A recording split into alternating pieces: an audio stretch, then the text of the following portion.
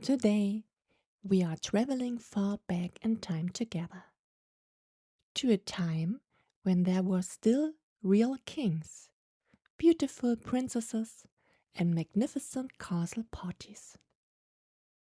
Many of you probably know the Oktoberfest. You immediately think of huge Ferris wheels, colorful lights, sparkling gingerbread hearts, and the wonderful smell of cotton candy and roasted almonds. But did you know that this giant festival didn't start with rides and beer tents, but with a real royal love story and a massive horse race? Hello and welcome back to Kuschel's Fairy Tales. It's great to have you back. I'm happy you're here. Today, I will tell you the true story of the Oktoberfest and how a festive wedding over 200 years ago became the largest and most famous public festival in the world. You can find the matching recipe as always at the end of the video and in the description. And now lean back, snuggle in, and listen carefully. The story of the Oktoberfest, a festival for all the people. In the autumn of the year 1810, there was a special tension over the city of Munich. Bavaria had only grown into a large kingdom a few years earlier, and King Max Joseph faced a great task. He wanted the people from all parts of the new country to grow together and feel as one large community. The perfect opportunity for this arose when his eldest son, Crown Prince Ludwig, announced his engagement to Princess Therese of Saxe-Hildburghausen. The royal family didn't want to celebrate this wedding only behind thick castle walls. The whole people should take part in it.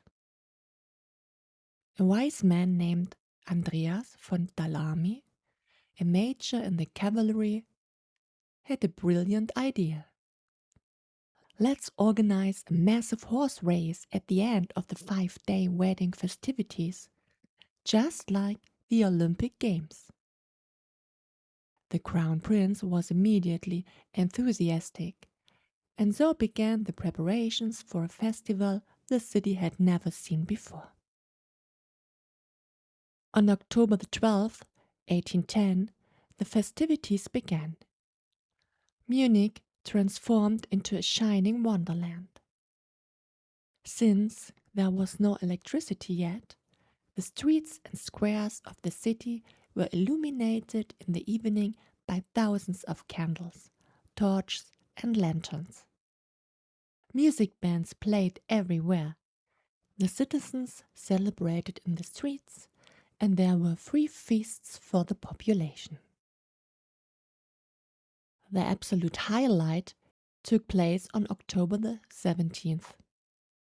Outside the former gates of the city stretched a huge untouched meadow.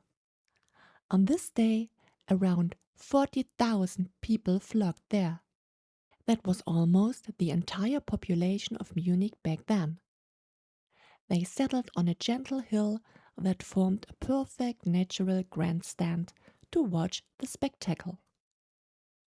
A magnificent pavilion had been erected for the king and the newlyweds.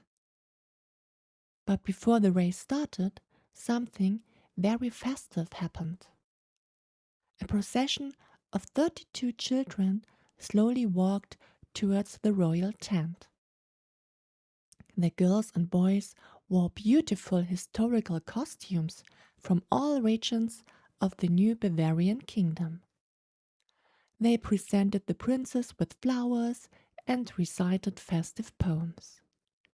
This gesture was the symbol of the day. We all belong together now. After this festive greeting, the starting signal sounded. 30 riders on proud horses galloped off. The earth shook under the hooves, and the 40,000 spectators cheered the riders on enthusiastically. The race and the entire festival were such an overwhelming success that the king made a decision that very same day. To honor the bride, this meadow was to bear her name forever. Thus it was christened Theresienwiese. The people were so happy about this event that they decided to repeat the festival the next year. And so it grew year by year. Already in 1811, an agricultural fair was added, where farmers showed their finest horses and strongest cattle. A few years later, the first small carousels and swings were set up to bring joy to the children. Later in the 19th century, the big Munich breweries built the first huge festival towns, and the public festival slowly took on the shape we know today. Because October in Bavaria is often very cold and rainy, the festival was later moved to September. But it kept its name. And still today, over 200 years after a royal wedding, Bavarians affectionately just call their Theresienwiese die Wiesen, the place where a horse race turned into the largest public festival in the world.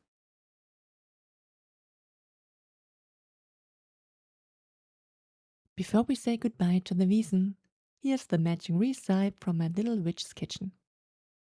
Write in the comments if you liked it. And with that, we leave the world of the Oktoberfest for today. To all the little dwarfs who have to go to bed, sleep well and sweet dreams. I wish everyone else a magical time. We will hopefully hear each other again in the next video. I look forward to you. See you soon and stay enchanted.